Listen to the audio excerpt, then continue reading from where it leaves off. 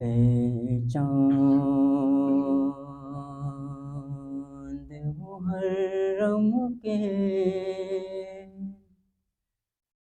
تو بدلی میں چلا جا، اے چاند محرم کے تو بدلی میں چلا جا، تجھے دیکھ کے مر جائے نا، تجھے دیکھ کے مر جائے نا، بیمار ہے سغرا، اے چاند محرم کے تو بدلی میں چلا جا،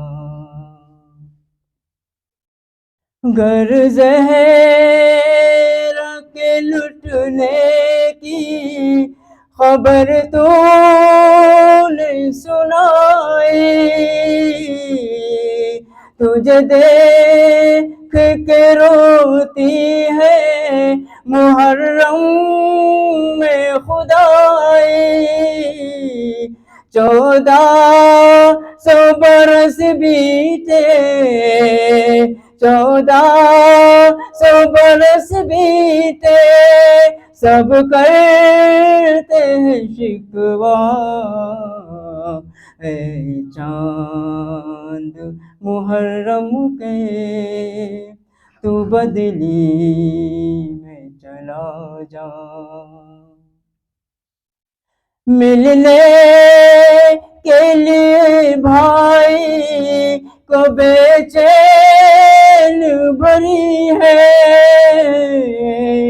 کب سے علی اکبر کی یہ راہوں میں کھڑی ہے، بچھری ہے یہ مدت سے، بچھری ہے یہ مدت سے، اسے تو نہ نظر آ، اے چاند محرم کے تو بدلی میں چلا جا، ویران گھروں میں نہ اسے نیند ہے آتی، اکبر کی جدائی ہے اسے خون رلاتی، قدموں کے نشان ڈھانپ کے، قدموں کے نشان ڈھانپ کے بیٹھی ہے سر راہ، اے چاند محرم کے تو بدلی میں چلا جا، گن گن کے تو سغرا نے یہ دن ہے گزارے، زندہ ہے تو اکبر کے وعدوں کے سہارے، دن رات تڑپتی ہے، دن رات تڑپتی ہے، اسے اور نہ تڑپا، اے چاند محرم کے تو بدلی میں چلا جا، بھیا کی جدائی میں پریشان ہے رہتی، ہر روز یہ نانا کو رو رو کے کہتی، اکبر نہ ملا نانا، اکبر نہ ملا نانا میں مر جاؤں گی تنہا اے چاند محرم کے تو بدلی میں چلا جا اے چاند محرم کے تو بدلی میں چلا جا تجھے دیکھ کے مر جائے نا تجھے دیکھ کے مر جائے نہ بیمار ہے سغرا اے چاند محرم کے تو بدلی میں چلا جا اے چاند محرم کے تو بدلی میں چلا جا پر محمد و آل محمد صلوات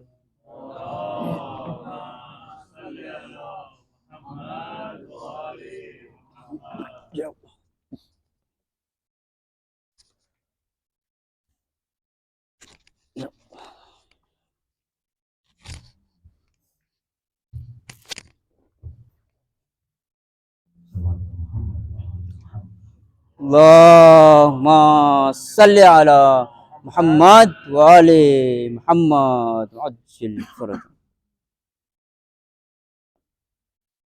جب رات کو گھر میں نہ تمہیں پائے گی سغرا جب رات کو گھر میں نہ تمہیں پائے گی سغرا تم دیکھنا دیوار سے ٹکرائے گی سغرا تم دیکھنا دیواروں سے ٹکرائے گی سغرا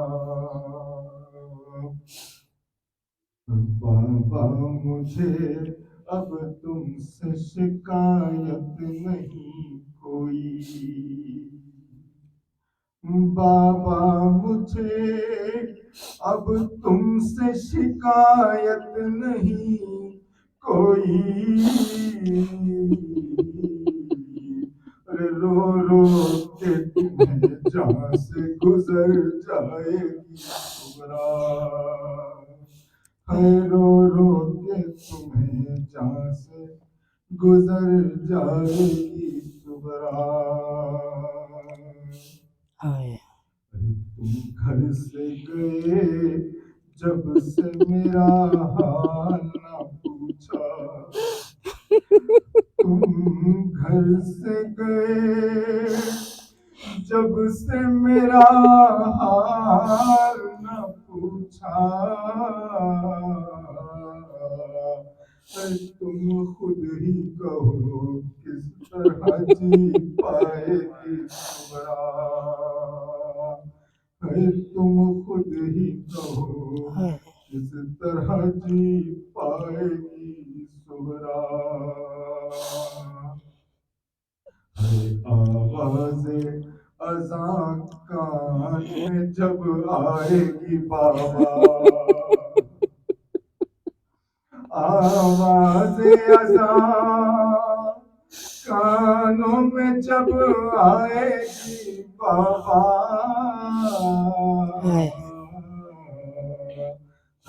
تنہائی میں بھائی کو کہاں پائے گی سغرا تنہائی میں بھائی کو کہاں پائے گی سغرا جب رات کو گھر میں نہ تمہیں پائے گی سغرا اللہم صلی علی بسم اللہ الرحمن الرحیم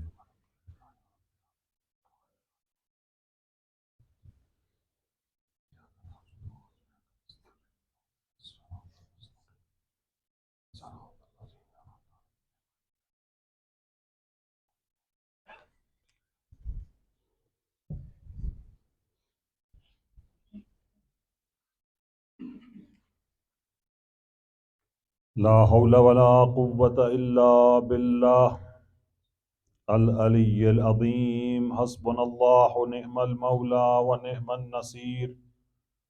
أعوذ بالله السميع العليم من الشيطان الرجيم اللعين. بسم الله الرحمن الرحيم. الحمد لله الأول بلا أول كان قبله، والآخر بلا آخر يكون بعده، الذي قصرت عن رؤيته أبصار الناظرين وعجزت عن نعته أوهام الواصفين. ثم الصلاة والسلام والتحية والإكرام على النبي الأمي سيدنا المسدد بشيرنا المجدد المصطفى الأمجد والمحمود الأحمد أبي القاسم محمد.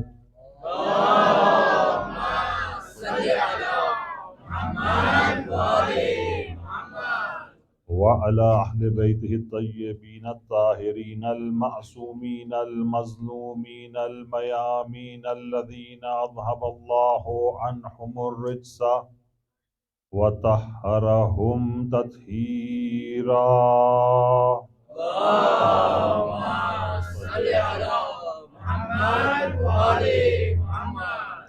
ولعنة الدائمة على أعدائهم أجمعين من الآن إلى لقاء يوم الدين. أما بعد، فقد قال الله تبارك وتعالى في محكم كتابه الحكيم: بسم الله الرحمن الرحيم.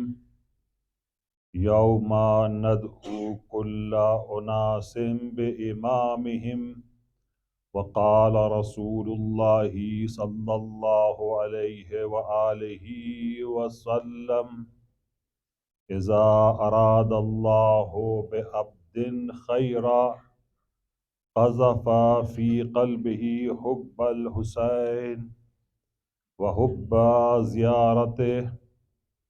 اللهم كن لوليك الحجة ابن الحسن صلواتك عليه في هذه الساعة وفي كل ساعة وليا وحافظا وقائدا وناصرا ودليلا وعينا حتى تسكنه أرضك طوعا وتمتعه فيها طويلا. اللهم صل على محمد وآل محمد. السلام عليك يا أبا عبد الله وعلى الأرواح التي هلت بفنائك. عليك مني سلام الله أبدا ما بقيت وبقي الليل والنهار، ولا جعله الله آخر العهد مني لزيارتكم. السلام على الحسين وعلى علي بن الحسين وعلى أولاد الحسين وعلى أصحاب الحسين ورحمة الله وبركاته. سربات پڑھے محمد والے محمد. اللهم صل على محمد وآل محمد. صاحب عاشورہ سرکار سید الشہداء حضرت ابا عبداللہ الحسین علیہ الصلاۃ والسلام کی عزاداری، پرساداری، سوگواری، مرثیہ خوانی، نوحہ خوانی، مجالس، مصائب،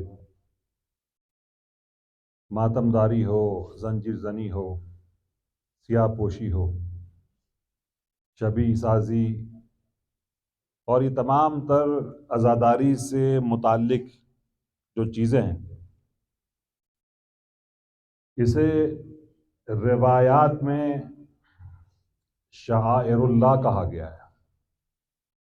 وَمَن يُعَظِّمْ شَعَائِرَ اللَّهِ فَإِنَّهَا مِن تَقْوَى الْقُلُوبِ.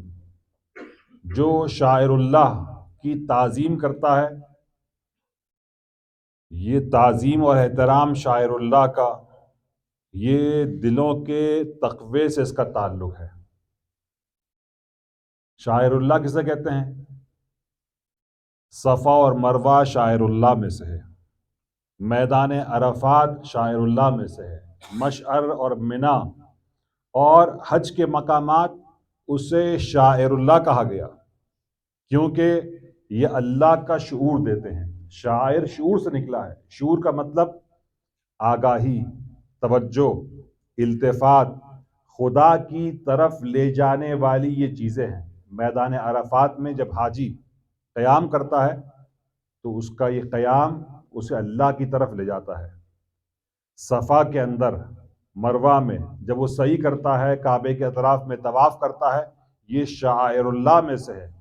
وَمَن يُعَظِّمْ شَعَائِرَ اللَّهِ، جو بھی شاعر اللہ کی تعظیم کرتا ہے، یہ فَإِنَّهَا مِن تَقْوَى الْقُلُوبِ، یہ دلوں کے تقوی سے ہے. اور عزاداری امام حسین یہ شاعر اللہ میں سے ہے.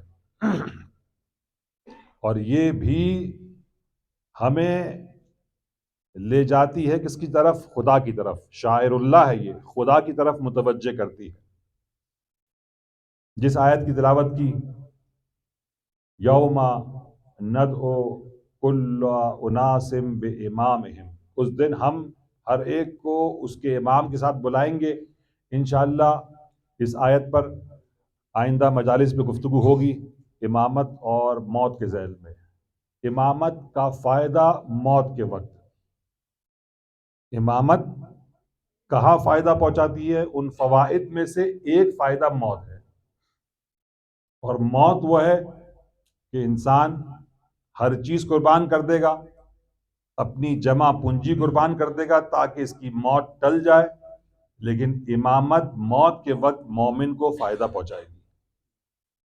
اور دوسری جو حدیث ہم نے آپ کے سامنے پیش کی، اللہ کے رسول حضرت محمد مصطفیٰ صلی اللہ علیہ وآلہ وسلم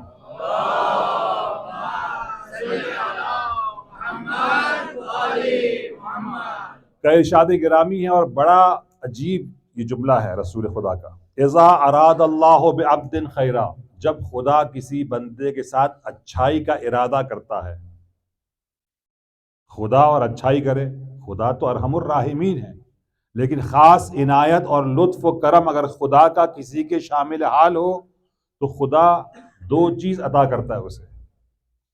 اذا اراد اللہ بعبد خیرا، جب خدا کسی کے ساتھ اچھائی کا ارادہ کرتا ہے، قذف فی قلبہ حب الحسین وحب زیارتہ، تو خدا اس کے دل میں القاء کر دیتا ہے، الہام کر دیتا ہے، ڈال دیتا ہے. کیا چیز؟ حب الحسین، امام حسین علیہ السلام کی محبت کو ڈال دیتا ہے. وحب زیارتہ، اور امام حسین کی زیارت کا عشق اور محبت اس کے قلب میں خدا القاء کرتا ہے، قذف کرتا ہے. تو عزیزو، یہ عزاداری اور یہ دین، امام حسین نے اس کے لیے بڑی قربانی دی ہے. سب کچھ لٹا دیا، دین بچ جائے، نانا کا دین بچ جائے، یہ شریعت پامال نہ ہو. اور اس کے لیے صرف امام حسین کو منتخب کیا گیا. ہسٹری مجھے نہیں پڑھنی، لیکن صرف ایک نقطے کی طرف آپ کی توجہ مبذول کرنی ہے. ہم اور آپ اور قیامت تک آنے والے تمام انسان امام حسین کے مدیون اور مقروض ہیں، کہ وہ عظیم قربانی، وہ ذبح عظیم کہ جس کی وجہ سے آج نماز قائم ہے، اذانیں بلند ہیں، روزے برپا ہے، حج اقامہ ہو رہا ہے، دین اور شریعت پر عمل ہو رہا ہے. یہ امام حسین کی قربانی کا نتیجہ ہے. امام کی قربانی ہم اور آپ سے دین کا تقاضا کرتی ہے. اور یہ مجالس اس قدر اہم ہے مجالس ابا عبداللہ الحسین، جہاں صف عذاب بچ جاتی ہے، علماء سے آپ سنتے ہیں یہ مجالس حتیم کعبہ کی منزلت میں ہے۔ حتیم کسے کہتے ہیں؟ دیکھیں، حتیم کعبے کا یہ وہ حصہ ہے کہ جہاں جناب آدم کی توبہ قبول ہوئی تھی۔ حتیم یہ وہ حصہ ہے کہ جہاں 70 کے قریب انبیاء دفن ہیں۔ حتیم کعبہ کی طرف اگر کوئی شخص کھڑے ہو کر نماز پڑھ لے تو اس کی گزشتہ نماز قبول اور آئندہ نماز بھی قبول، جو ابھی تک پڑھی نہیں ہے، ایک حتیم کعبہ، اس کی تاثیر اس قدر زیادہ ہے۔ اب ایک اور چیز آپ سنیے، حتیم کعبہ محل استجابت دعا ہے۔ یہ وہ جگہ ہے کہ جہاں دعا قبول ہوتی ہے، جس طریقے سے قبہ امام حسین ذریعے اقدس کے اطراف کا حصہ محل استجابت دعا ہے۔ دعا اگر مانگی جائے تو دعا قبول ہوتی ہے، کیونکہ 4 چیزیں خداوند متعال نے امام حسین کو عطا کی شہادت کی وجہ سے۔ الامامۃ فی ذریت، امامت امام حسین کی نسل میں قرار دی، 9 ائمہ امام حسین کی نسل سے آئے، امام حسن کی نسل سے نہ آئے، یہ شہادت کی بنا پر امام حسین کو خدا نے عطا کیا۔ دوسری چیز الدعاء تحت قبتے، امام حسین کے قبے کے نیچے دعا کی جائے۔ آپ کی دعا قبول نہیں ہو رہی ہے، آپ کربلا جائیے، امام کے قبے کے نیچے، گنبد کے نیچے کھڑے ہو کے دعا کیجیے۔ 10ویں امام علی النقی علیہ الصلوۃ والسلام،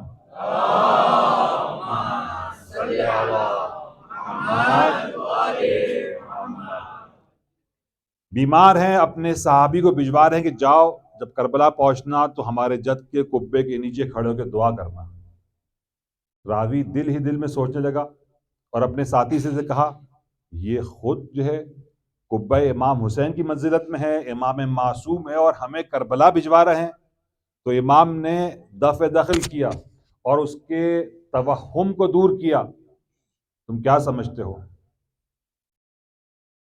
یہ قبہ امام حسین یہ وہ جگہ ہے کہ خدا چاہتا ہے کہ یہاں زوار جا کر خدا سے مانگے، دعا کرے۔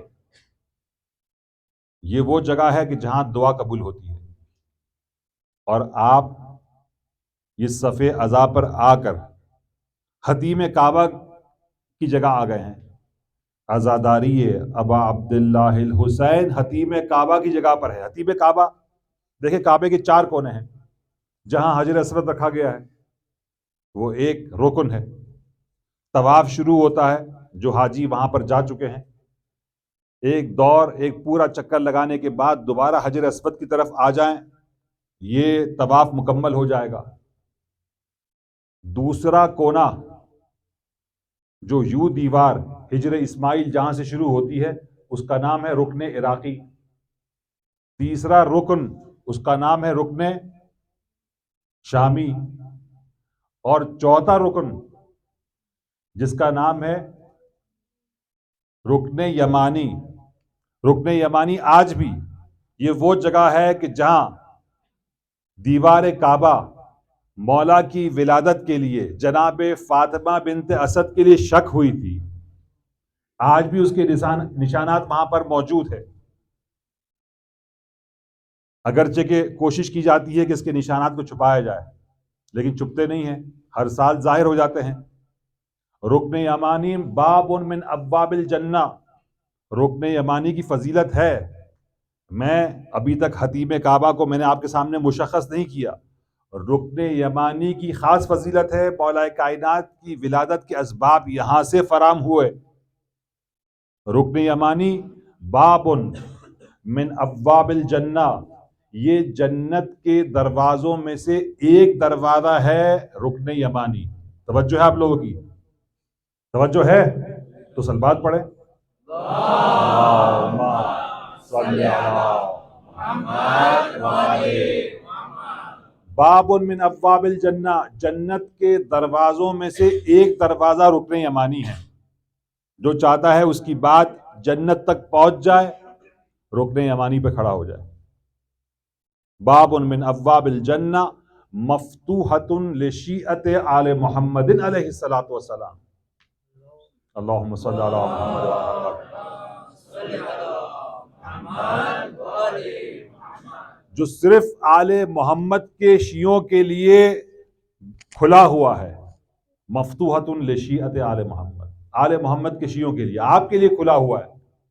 دوسرا کوئی مسلمان وہاں جائے اور دعا کرے تو اس کی دعا جنت تک نہیں پہنچے گی، یہ صرف شیعان امیر المومنین ان کے لیے یہ کھلا ہوا ہے۔ لیکن حتیم کعبہ، سب سے افضل مقام کعبے کا، جہاں حجر اسود رکھا گیا ہے، رکن حجر اسود سے لے کر دروازہ کعبے تک کا یہ حصہ حتیم کعبہ ہے۔ یہاں کھڑے ہو کر کوئی دعا کرے اس کی دعا قبول ہوگی۔ جس طریقے سے تحت قبہ امام حسین کوئی کھڑے ہو کر دعا کرتا ہے تو اس کی دعا قبول ہوتی ہے، اسی طریقے سے حتیم کعبہ، یہ مجالس ابا عبداللہ الحسین حتیم کعبہ کی منزلت میں ہے، گویا کہ آپ حتیم پر بیٹھے ہوئے ہیں اور یہاں آپ کی دعائیں و حاجتیں قبول ہوگی۔ کتنا آسان، کتنا ایزی امام حسین نے آپ کے لیے کر دیا۔ آؤ میری صف عزا پر آ جاؤ، تم گویا کہ کعبے میں آ چکے ہو، حتیم کعبہ کی طرف پہنچ چکے ہو۔ حتیم کعبہ پہ اتنی بھیڑ ہوتی ہے کہ انسان کے لیے ممکن نہیں۔ اپنی ایک واجب نماز کوئی حتیم کعبہ میں پڑھ لے، اس کی ساری نماز گزشتہ اور آئندہ قبول۔ یہ ہے ابا عبداللہ الحسین کی عزاداری اور ان کی منزلت۔ عزاداروں، مطالب بہت ہے، چاند رات سے متعلق مطلب انشاءاللہ کل بیان ہوگا کیونکہ چاند ثابت نہیں ہوا، لیکن میں چاہ رہا تھا کہ کچھ عزاداری سے متعلق چیزیں وہ آپ کے سامنے پیش کی جائے۔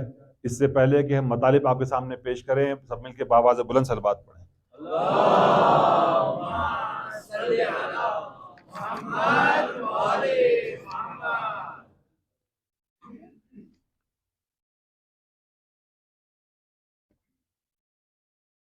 ایک اعتراض جو عزاداری کے حوالے سے ہم پر کیا جاتا ہے اور ہم ہی میں سے کچھ افراد یہ اعتراض کرتے ہیں، ایک تو غیروں کی طرف سے اعتراض ہوتا ہے اور یہی اعتراض اپنوں کی طرف سے ہوتا ہے جو زیادہ پڑھ لکھ لیتے ہیں، جو پڑھے لکھے ہوتے ہیں تو وہ ہر چیز کو اپنی عقل اور منطق سے دیکھتے ہیں، اپنی پڑھائی کو سامنے رکھتے ہوئے یہ اعتراض کرتے ہیں۔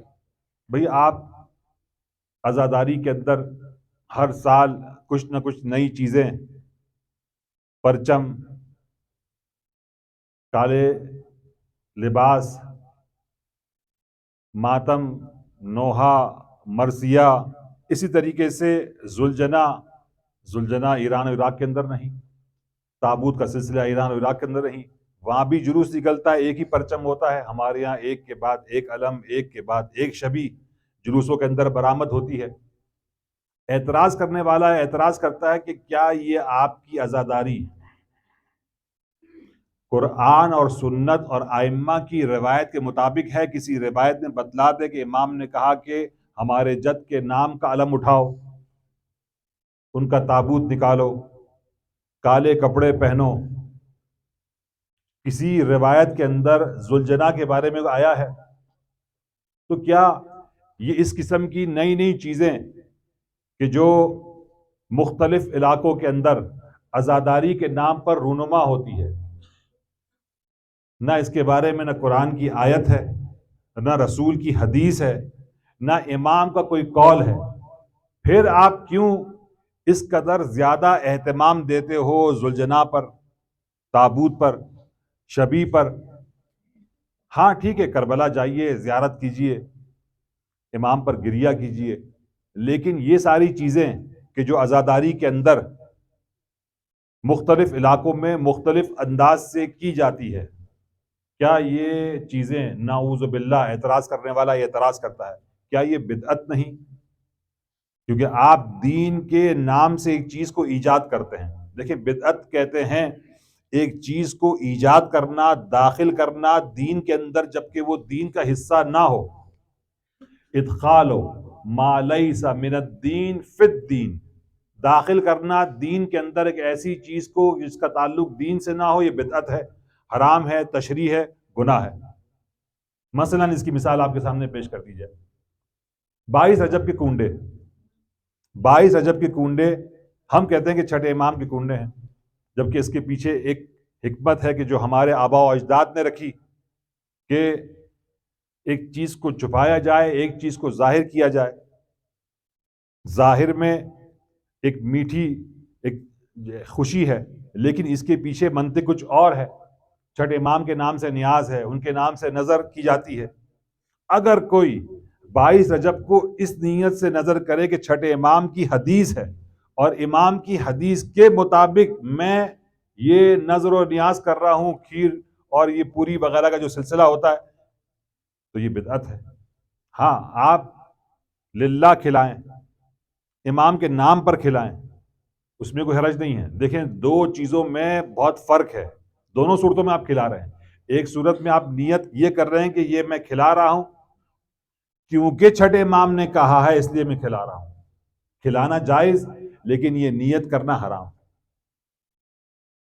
اور ایک مرتبہ آپ کھلاتے ہیں کہ اطعام طعام مومن کو کھلانا اس کی بڑی فضیلت ہے، امام کے نام پہ کھلایا جائے، نظر و نیاز کی جائے، یہ بدعت نہیں۔ اب اس کی ایک اور مثال دے دوں تاکہ آپ کے لیے بات واضح ہو جائے۔ قبر پر اگربتی جلانا کوئی مسئلہ نہیں ہے، جائز ہے، مباح ہے، لیکن میں اس نیت سے جلاؤں کہ یہ امام نے کہا ہے، امام کی حدیث ہے، معصوم کا قول ہے، تو یہ بدعت ہے، جبکہ معصوم نے نہیں کہا، میں اپنے اس فعل کو نسبت دے رہا ہوں ایک معصوم سے، یہ میرا فعل حرام ہو جائے گا۔ اگربتی جلانا جائز، لیکن یہ نیت کرنا کہ امام نے کہا ہے کہ مرحوم کی قبر پر اگربتی جلائی جائے، تو یہ حرام ہو جائے گا۔ اسی طریقے سے مثلا علم اس لیے لگایا جائے کہ بھئی امام نے کہا ہے میں علم لگا رہا ہوں، تو یہ بدعت۔ عقیدت اور محبت میں اپنے غم کا اظہار کر رہا ہوں اور علم لگا رہا ہوں، یہ بالکل جائز۔ تو اعتراض کرنے والا یہ اعتراض کرتا ہے کہ کیا یہ بدعت نہیں ہے، کیا یہ خرافات نہیں ہے، کیا یہ گمراہ کرنے والی باتیں نہیں ہیں جو دین کے اندر شامل کی جا رہی ہے؟ تو لہٰذا یہ چیزیں نہیں ہونی چاہیے۔ آپ ماشاءاللہ ہر سال عزاداری کرتے ہیں اور آپ کے ذہن میں بھی کچھ نہ کچھ جوابات ہوں گے۔ جو علماء نے جوابات دیے ہیں وہ میں آپ کے سامنے پیش کرتا ہوں۔ اس سے پہلے کہ جواب پیش کیا جائے، ایک مرتبہ آپ سب مل کے بآواز بلند صلوات پڑھیں۔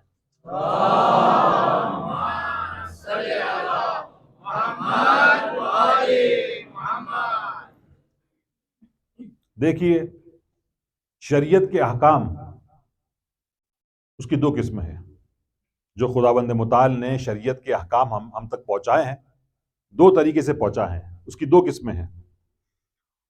احکام یا حکم کہیں، حکم کی جمع احکام ہے، اس کو عربی میں جال بھی کہتے ہیں۔ جال کا مطلب قرار دینا۔ نماز پہلے واجب نہیں تھی، اب اس کو واجب کر دیا گیا۔ الصلاۃ لا تترک بحال، نماز کسی حالت میں ترک نہیں کی جا سکتی، چاہے آپ مریض ہوں نماز واجب، سفر میں ہو نماز واجب، لباس نجس ہو گیا ہو کون پاک کرتا ہے؟ نماز معاف نہیں ہے۔ مردوں کے لیے تو کوئی کنڈیشن نہیں ہے، خواتین کے لیے ہو سکتا ہے کچھ اس کے اندر صورتحال ہو، لیکن مردوں کے لیے جب سے وہ بالغ ہوا ہے اور جب تک سانس پہ سانس ہے اور مرتا نہیں، نماز معاف نہیں ہے۔ نماز اپنے وقت پر پڑھنا واجب ہے، نماز پڑھنا واجب ہے۔ نماز کے بارے میں جو حکم پروردگار آیا ہے، فجر کی نماز 2 رکعت ہے، اسے کہیں گے جعل خاص، حکم خاص ہے۔ فجر کی نماز آپ رات میں نہیں پڑھ سکتے، فجر کی نماز آپ دن میں نہیں پڑھ سکتے، اس کا ایک خاص ٹائم ہے، اس ٹائم کے اندر آپ کو پڑھنا ہے، اس کو کہتے ہیں جعل خاص۔ جعل خاص کا مطلب کیا کہ یہی 2 رکعت ہے اور اس انداز سے ہے کہ ہر رکعت میں 1 رکوع ہے اور 2 سجدے ہیں۔ میں اپنے عقل سے اس کو تبدیل نہیں کر سکتا. بھئی ایک رکعت میں ایک قیام ہے، ایک رکوع ہے، تو ایک سجدہ ہونا چاہیے. یہاں انسان کی عقل کام نہیں کرے گی. جو جیسے خدا نے نماز اتاری ہے، رسول اور ائمہ کے ذریعے ہم تک پہنچائی ہے، اسی طریقے سے ہمیں نماز کو پڑھنا ہے. یہاں عقل کام نہیں آئے گی. اسے کہتے ہیں جعل خاص. ماہ رمضان کے 30 دن کے روزے آپ شعبان میں رکھیں، فائدہ نہیں. رمضان میں کھائیں اور شوال میں رکھیں، فائدہ نہیں. اگرچہ کہ قضا ہو جائے گی شوال کے اندر. آپ کو ماہ رمضان کے روزے اسی موسم میں اسی وقت کے اندر رکھنے ہیں. ہم اپنی جیب سے اس کے اندر رد و بدل نہیں کر سکتے. اسے کہتے ہیں جعل خاص. طواف کرنا ہے، حج کرنا ہے، آپ کو یہاں سے مکہ جانا پڑے گا. آپ کہیں کہ نہیں میں کربلا جاؤں گا، وہاں طواف کروں گا، تو اس سے کوئی جو ہے وہ آپ کی وجہ سے دین بنتا نہیں ہے. دین جو خدا نے دیا ہے جعل خاص، وہی دین ہے. ایک زائر کربلا پہنچے، اب وہ امام حسین کی زری کے سامنے جو باب القبلہ ہے وہاں کھڑے ہو کے نماز پڑھ رہے تھے، اللہ اکبر، اور ان کی پیٹھ تھی قبلے کی طرف. دیکھیں عقیدت میں محبت ہو، معرفت کے ساتھ ہو. صرف محبت کافی نہیں ہے، محبت معرفت کے ساتھ ہو، علم کے ساتھ ہو، آگاہی کے ساتھ ہو، شعور کے ساتھ ہو. حلال و حرام کی رعایت کرتے ہوئے محبت ہو تو پھر یہ محبت کو معراج حاصل ہوتی ہے. اب یہ مومن پنجاب سے آیا ہوا اللہ اکبر اور نماز پڑھ رہا ہے، وہاں خدام، حرم کے خدام، یا اللہ یا اللہ. تو اس کو کہا کہ قبلہ اس طرف ہے، تمہاری پیٹھ کی طرف. اس مومن نے کہا وہ چھٹ دے مجھے، میرا قبلہ حسین ہے. بھائی قبلہ حسین ہے، نماز پڑھنے کے لیے نہیں. امامت کے حساب سے قبلہ ہمارے امام حسین ہے.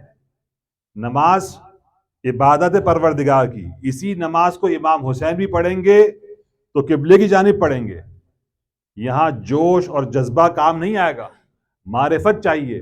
تو عزیزو، جعل اور حکم کی دو قسمیں ہیں، یا جعل خاص ہے یا حکم خاص ہے، جس طرح فجر کی نماز ہے، ماہ رمضان کے روزے ہے، حج ہے. اور ایک قسم ہے جعل عام، حکم عام. حکم عام کسے کہتے ہیں؟ خدا آپ سے 2 رکعت نماز چاہتا ہے فجر کی. اذان کا ٹائم ہے 5:26، قضا ہوتی ہے 6:13. یہ آدھا پونا گھنٹہ یا 1 گھنٹہ جو بھی ہے، اس ٹائم کے اندر آپ نماز پڑھیں، چاہے اول وقت پڑھیں یا آخر وقت پڑھیں یا درمیانے وقت میں پڑھیں. خدا کو 2 رکعت چاہیے. آپ مسجد میں آگے پڑھیں، اپنے گھر کے اندر پڑھیں، امام بارگاہ کے اندر پڑھیں، چھت پہ پڑھیں، اپنی دکان میں پڑھیں، کہیں پر بھی آپ نماز پڑھیں. نماز خدا کو چاہیے. یہ کیا ہے؟ جعل عام، حکم عام. کوئی فکس جگہ نہیں کی ہے. دیکھیں یہی حکم جعل خاص بھی ہے، جعل عام بھی ہے، حکم عام بھی ہے، حکم خاص بھی ہے. اسی طریقے سے آپ صدقہ نکالتے ہیں، صدقہ آپ گھر میں نکالیں، آپ آفس پہ نکالیں، دکان پر نکالیں، خوشی کے موقع پر نکالیں، غم کے موقع پر نکالیں، عام ہے. کسی وقت بھی آپ کسی بھی کرنسی نوٹ میں نکالیں، آپ نکال سکتے ہیں. صدقے کے اندر کوئی قید نہیں. اسے کہتے ہیں حکم عام، عمومی خدا نے حکم قرار دیا ہے. تو حکم کی 2 قسمیں ہو گئی، حکم عام اور حکم خاص. اب جواب سنیے. عزاداری ہے ابا عبداللہ الحسین، اس کا تعلق جعل خاص سے نہیں ہے، اس کا تعلق حکم خاص سے نہیں ہے، بلکہ اس کا تعلق جعل عام اور حکم عام سے ہے. کہ خداوند متعال نے امام حسین کی عزاداری کے لیے اسے شاعر اللہ قرار دیا. یہ اللہ کا شعور دینے والی چیزیں ہیں. اللہ کا شعور دینے والی چیزیں حج کے مقامات ہے، عرفات ہے، منی ہے، مسعی ہے، مطاف ہے، کعبہ ہے. اور اسی طریقے سے ہر وہ چیز کہ جو امام حسین کی طرف لے جائے، یہ سیاہ پوشی، یہ سیاہ لباس پہننا، غم کے لیے اپنے آپ کو آمادہ کرنا، زلجنا، تابوت، علم، یہ تمام کی تمام وہ چیزیں ہیں کہ جو مومن کو امام حسین سے جوڑتی ہے اور جو امام حسین سے جڑ گیا وہ خدا سے جڑ گیا. تو یہ عزاداری جعل عام ہے، اس کے بارے میں عام حکم آیا ہے. اصل چیز کیا ہے؟ ایک نقطہ، اور اسی ایک نقطے کے تحت یہ ساری چیزیں حل ہوتی ہے. کہ امام نے کہا اپنے غم کو، ان للحسین حرارتن فی قلوب المؤمنین، حسین ابن علی کے لیے مومنوں کے دلوں میں گرمی ہے، حرارت ہے، تپش ہے. یہ رسول خدا اپنی زندگی میں یہ ارشاد فرما کے گئے ہیں حسین ابن علی کے لیے، جبکہ علی ابن ابی طالب بھی وہاں موجود ہے. صرف امام حسین کے لیے کہا حسین ابن علی کے لیے مومنوں کے دلوں میں ایک گرمی ہے، حرارت ہے، تپش ہے. لا تبردو ابدا، اور یہ گرمی، یہ تپش، یہ حرارت کبھی ٹھنڈی نہیں ہوگی. اس حرارت کو، اس غم کو، اس مصیبت کو کہ جو مومن اپنے قلب پہ وارد کرتا ہے امام حسین کے لیے، جو اس کا دل تڑپتا ہے، اس کا اظہار کسی بھی انداز سے کیا جائے، اسے کہیں گے جعل عام، حکم عام ہے. یہ بھائی آپ کبھی کالے کپڑے پہن کر غم کا اظہار کرتے ہیں، کبھی علم اٹھا کر غم کا اظہار کرتے ہیں، کبھی آپ تابوت کو کاندھا دے کر غم کا اظہار کرتے ہیں، کبھی بینر لگا کر آپ غم کا اظہار کرتے ہیں، کبھی امام حسین کے نام پر پانی پلا کر غم کا اظہار کرتے ہیں، کبھی امام حسین کے نام پر نظر و نیاز کر کے غم کا اظہار کرتے ہیں. تو یہ اظہار غم کرنا عام ہے، کسی بھی انداز سے، زمان و مکان و فرہنگ و کلچر کے حساب سے ہر انسان آزاد ہے. اب جو عزاداری ایران و عراق کے اندر ہوتی ہے وہ ہمارے ہند و پاک میں نہیں ہوتی، جو ہمارے ہند و پاک میں ہوتی ہے وہ ایران و عراق کے اندر نہیں ہوتی. ہر قوم اور ہر ملت آزاد ہے اس اظہار غم کو کرنے کے لیے جو اس کے دل میں ابا عبداللہ حسین کی گرمی ہے اور حرارت ہے. اس حرارت کا اظہار وہ کسی بھی الفاظ میں، کسی بھی طریقے سے، کسی بھی قول سے، کسی بھی فعل سے، کسی بھی انداز سے، کسی بھی طرز سے کرے، وہ آزاد ہے. یہ تو لہٰذا یہ بدعت نہیں ہے، یہ اظہار غم ہے، اور غم کا اظہار کرنا اس میں انسان آزاد ہے. جس طرح ماتم کرنے کی اقسامیں ہیں، اسی طریقے سے اظہار غم کے طور و طریقے ہیں. تو لہٰذا یہ بدعت نہیں ہے. اب جب تذکرہ ہوا مولا کائنات کا، تو پھر مولا کے بارے میں بھی ایک حدیث سنتے چلی جائیے. روایت بتاتی ہے کہ اللہ کا رسول حضرت محمد مصطفیٰ صلی اللہ علیہ وآلہ وسلم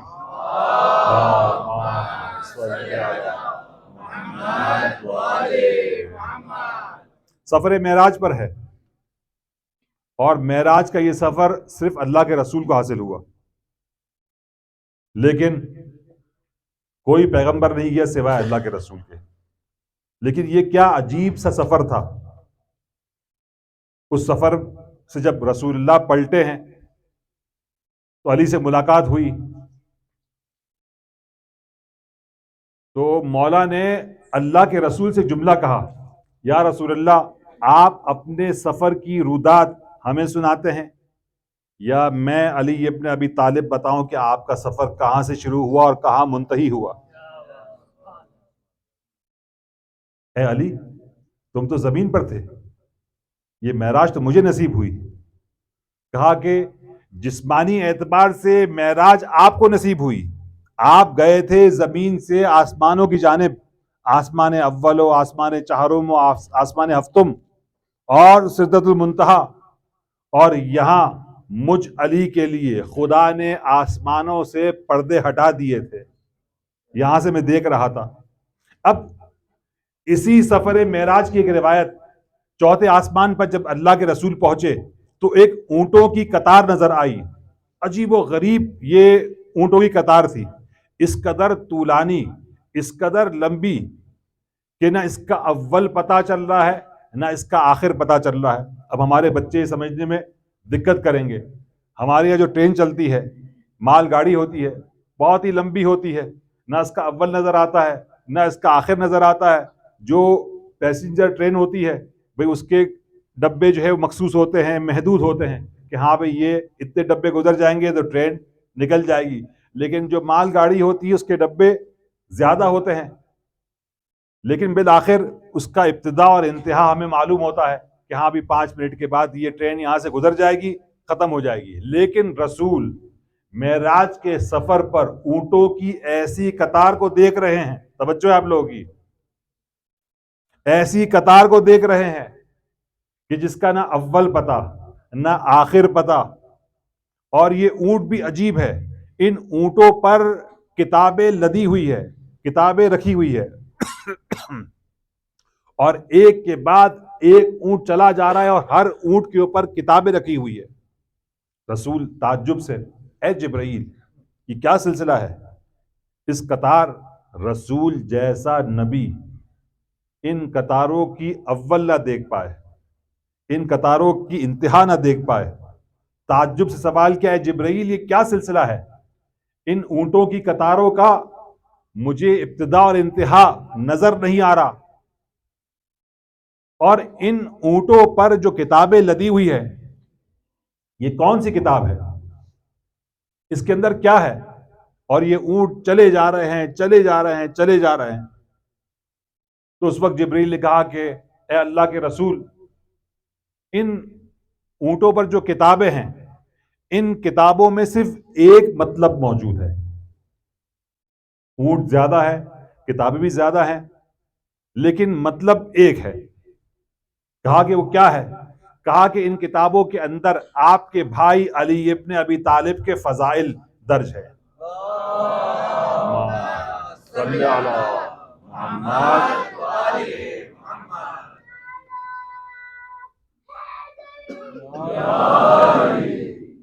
ان تعدوا نعمت اللہ لا تحصوها، قرآن کی آیت ہے. تم اللہ کی نعمت کا احصاء نہیں کر سکتے، شمار نہیں کر سکتے.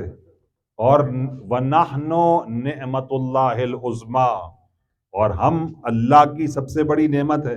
جب ظاہری نعمت کو ہم شمار نہیں کر سکتے تو علی ابن ابی طالب تو خدا کی سب سے عظیم نعمت ہے. اس کے فضائل اور اس کے کمالات ہم کس طرح احصاء کریں، شمار کریں؟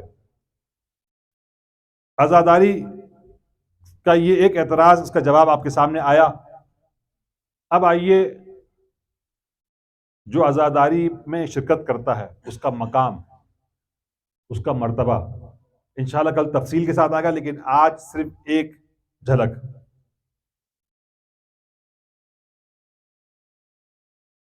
ایک شخص تھا جس کے بارے میں مشہور تھا کہ یہ طی الارض کرتا ہے.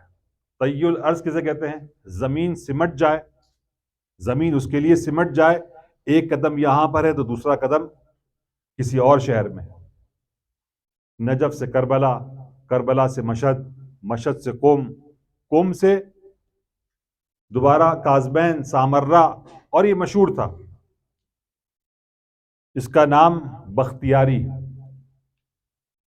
نجف کا رہنے والا. اور بعض کہتے ہیں کہ یہ اس قدر متقی و پرہیزگار تھا. اس مومن کو بعض کہتے تھے کہ یہ ولی اللہ ہے، خدا کا ولی.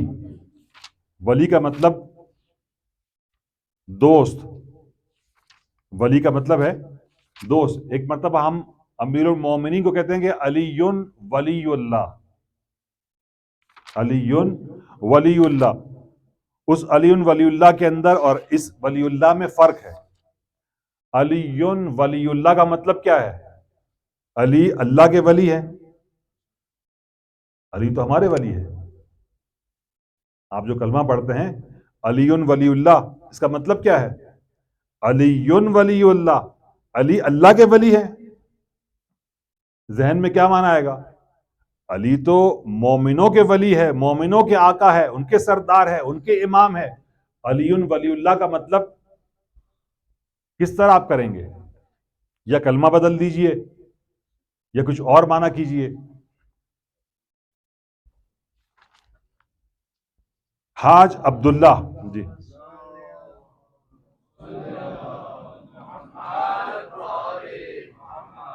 اس کا جواب دے دیا جائے پھر. یہ علی ولی من اللہ، من یہاں پر چھپا ہوا ہے. علی ولی من اللہ، علی ولی ہے من جانب اللہ، اللہ کی طرف سے علی کو یہ ولایت اور امامت حاصل ہے تمام مومنین و مومنات پر، ورنہ اگر آپ ڈائریکٹ مانا کریں گے تو پھنس جائیں گے۔ علی ولی ہے خدا کی طرف سے۔ یہ عبداللہ بختیاری، اس کو پیادہ بھی کہتے تھے، پیادہ پیدل چلنے والا، اس قدر اس نے ائمہ کی زیارت پیدل چل کے کی ہے، اور اس مشہور تھا کہ یہ طی الارض کرتا ہے، متقی پرہیزگار۔ نجف کے اندر ایک مجلس ہو رہی تھی، یہ وہاں پر بیٹھا ہوا تھا، مجلس تمام ہوئی، وہاں آپ دیکھتے ہیں کہ وہاں چائے بٹتی ہے، مجلس کے دوران بھی بٹتی ہے، مجلس کے بعد بھی بٹتی ہے، قہوہ۔ دیکھا کہ مجلس تمام ہوئی، ایک مومن داخل ہوا، اس نے چائے منگوائی، چائے پی اور چلا گیا، نہ مجلس اٹینڈ کی، نہ گریا، نہ آنسو، کچھ بھی نہیں۔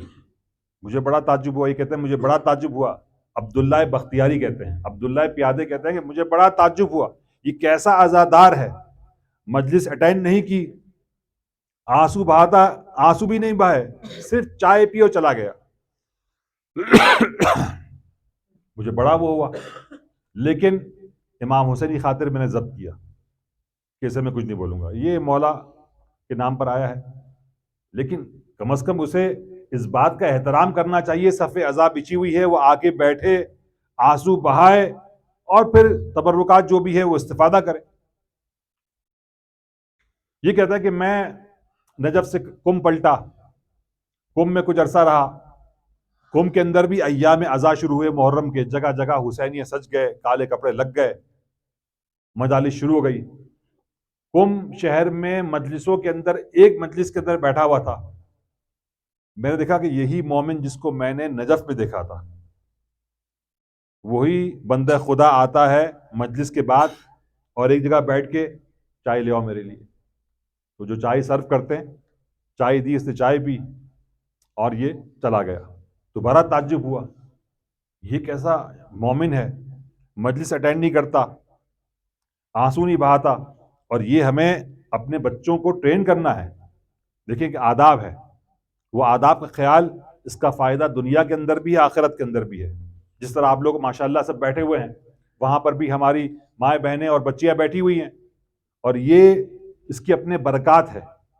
ایسا نہ ہو، خدا نہ خواستہ ایسا نہ ہو کہ آپ لوگوں کا بھی حال وہی ہو جائے کہ جو برابر میں لبنانی مسجد ہے، خدا نہ خواستہ۔ ہم دعا کرتے ہیں کہ یہ غم اور عزا نسلاً بعد نسلاً الی یوم القیامہ آپ سب کے نسلوں میں باقی رہے۔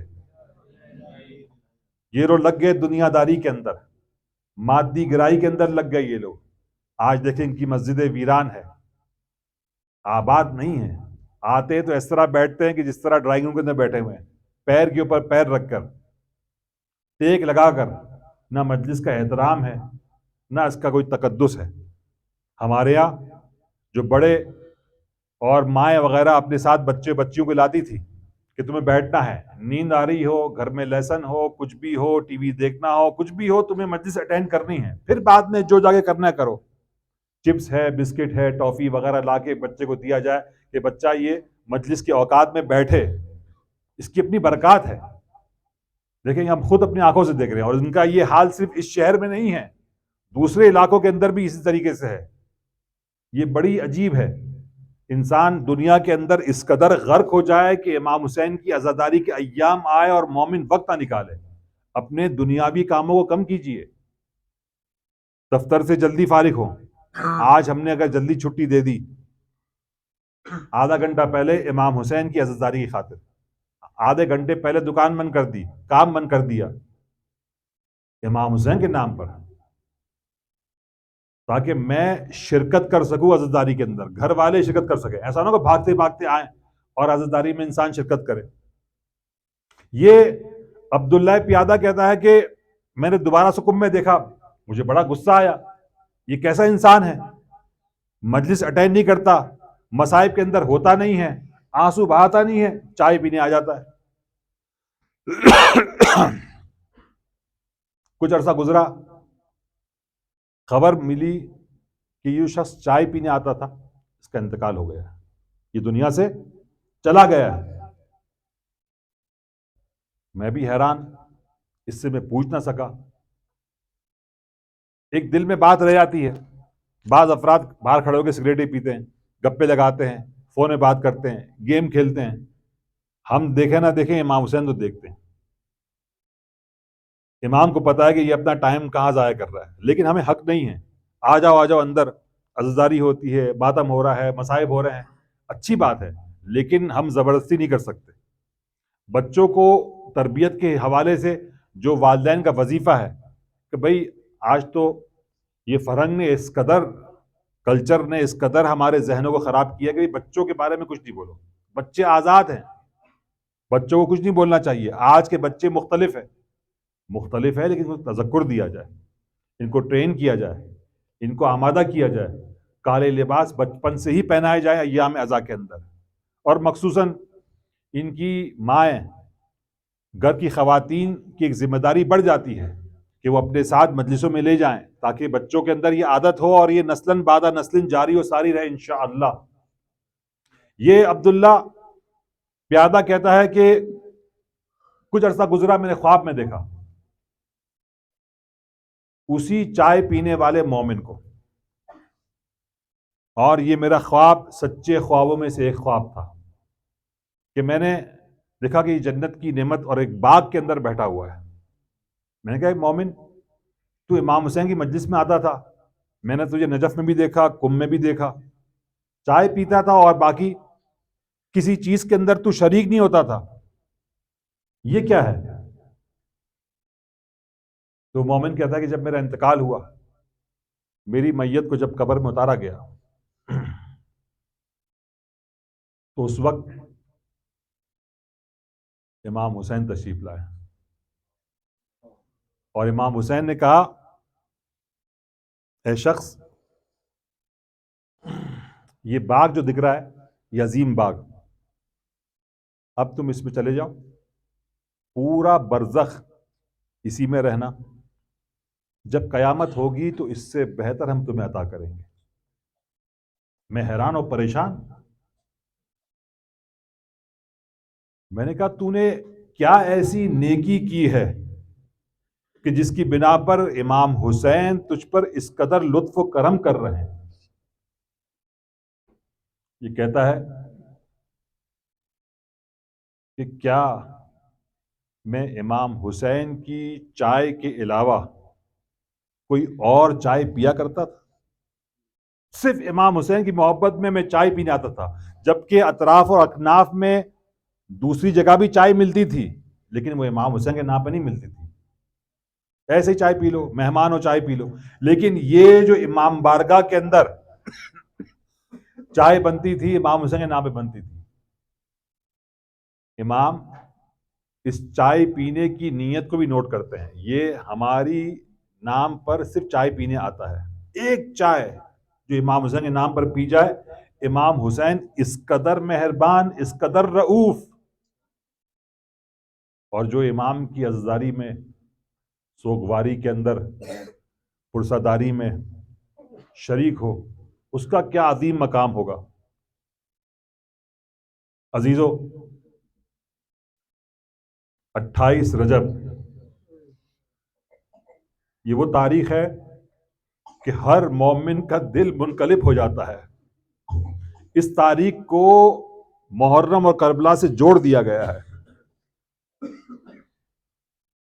یہ وہ تاریخ ہے کہ امام مدینہ چھوڑ رہے ہیں,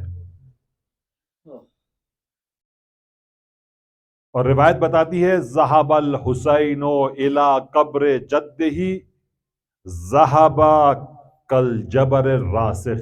جب امام حسین وداع کے لیے اپنے نانا کی قبر کی طرف بڑھ رہے تھے تو اس طرح چل رہے تھے کہ جس طرح ایک عظیم پہاڑ چل رہا ہو, شان و شوکت کے ساتھ. اور وداع کرنے کے بعد جب اپنی ماں کی قبر کی طرف آئے تو روایت کے جملے ہیں ذهب الحسین الی قبر امہ ذهب کالطفل الصغیر. امام حسین جب ماں فاطمہ کی قبر کی طرف بڑھے ہیں, جملے ملتے ہیں کہ جس طریقے سے ایک چھوٹا بچہ اپنی ماں کی جانب چاہتا ہے, اجرکم اللہ، اجرکم الزہرا، خدا آپ کو کسی غم میں نہ لڑائے سوائے غم حباب عبداللہ الحسین کے۔ اور امام اپنے بھائی سے وداع کر کر جب گھر پہنچے ہیں، لیکن امام پہنچنے کے بعد ایک عجیب اعلان کر رہے ہیں۔ امام کہتے ہیں کہ اے بیبیوں، اے زینب ام کلثوم، اے فضہ، سب آمادہ ہو جاؤ، تیار ہو جاؤ، بس ہم نکلنا چاہتے ہیں، لیکن ایک بات یاد رکھنا، کوئی میرے سامنے فاطمہ صغرا کی سفارش لے کر نہ آئے، بس ہم اسے مدینہ چھوڑ کے جائیں گے، لیکن کوئی وساطت نہ کرے۔ ہر بی بی آتی ہے فاطمہ صغرا کے پاس، خدا حافظ کرتی ہے، چلی جاتی ہے۔ فاطمہ صغرا بھی حیران و پریشان، یہ بیبیاں آ رہی ہے، مجھ سے رخصت ہو رہی ہے، لیکن کوئی مجھے پوچھ نہیں رہا ہے کہ مجھے بھی اپنے ساتھ لے جائے۔ میرا دل گھبرا رہا ہے، اور دل ہی دل میں صغرا سوچ رہی ہے، ارے کیا وجہ ہے کہ میرا بابا مجھے اپنے ساتھ نہیں لے جا رہا؟ ارے کیا میں بچی ہوں، اس وجہ سے میرا بابا مجھے نہیں لے جا رہا؟ ارے جانے والوں میں میری بہن سکینہ بھی ہے، اسے تو بابا لے جا رہا ہے۔ ارے کیا نہ جانے کی وجہ یہ ہے کہ میں بیمار ہوں؟ جانے والوں میں میرا بھیا عابد بیمار بھی تو ہے، بابا اسے لے جا رہا ہے لیکن مجھے نہیں لے جا رہا۔ اور تیسری وجہ یہ کہ شاید میں چھوٹی ہوں، میری عمر کم ہے، اس وجہ سے میرا بابا مجھے نہیں لے جا رہا۔ لیکن ہاں عزیزو، اس کا جواب خود فاطمہ صغرا نے اپنے دل ہی دل میں دیا کہ ارے جانے والوں میں میرا بھیا علی اصغر چند دنوں کا ہے، میرا بابا اسے تو لے جا رہا ہے، لیکن مجھے کیوں نہیں لے جا رہا؟ پریشان ہے۔ ایک مرتبہ ثانی زہرا زینب کبریٰ آگے بڑھتی ہے اور فاطمہ صغرا کے پاس آ کر خدا حافظ کرتی ہے۔ صغرا کو پتا ہے اگر میری پھوپھی چلی گئی تو میری سفارش کرنے والا کوئی نہیں رہے گا۔ آگے بڑھ کر زینب کے دامن کو تھام لیا، پھوپھی اماں بابا سے میری سفارش کروا دیجئے، مجھے بھی اپنے ساتھ لے چلے۔ ایک مرتبہ زینب کبریٰ دلاسا دیتی ہے، بیٹا صغرا ہم پلٹ کر آئیں گے، تم سے ملاقات کریں گے۔ ہاں عزیزو، یہاں صغرا نے عجیب جملہ کہا، پھوپھی اماں نہیں، آپ تو پلٹ کر آؤ گی لیکن میرا بابا نہیں پلٹے گا۔ زینب کہتی ہے اے صغرا یہ تو کیا کہہ رہی ہے؟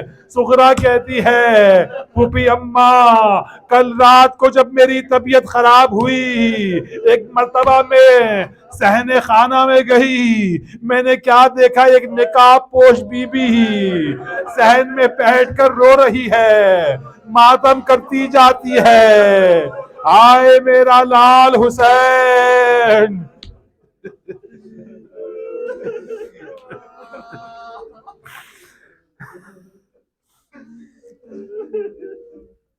آپ تو آؤ گی لیکن بابا نہیں آئے گا۔ زینب ایک مرتبہ آگے بڑھتی ہے، حسین کی خدمت میں پہنچتی ہے، بھیا زینب آپ سے پہلی دفعہ تقاضا کر رہی ہے، کیا وجہ ہے کہ آپ صغرا کو اپنے ہمراہ نہیں لے جا رہے ہیں؟ ایک مرتبہ امام حسین بھی مجبور ہو گئے، بہن زینب تجھے تو پتا ہے میری بعض اولاد میرے بابا کی شبیہ ہے اور بعض اولاد رسول اللہ کی شبیہ ہے، سوائے فاطمہ صغرا کے یہ میری ماں فاطمہ زہرا کی شبیہ ہے۔ ارے تجھے تو پتا ہے کہ کیا ہونے والا ہے۔ حسین ہر قسم کے مصائب برداشت کر سکتا ہے، اہل حرم درباروں اور بازاروں میں جائیں گے، نامحرموں کا مجمع ہوگا، تماشائیوں کے درمیان حسین ہر ایک کی بے پردگی کو برداشت کر سکتا ہے، ماں فاطمہ زہرا کی شبیہ کو نہیں۔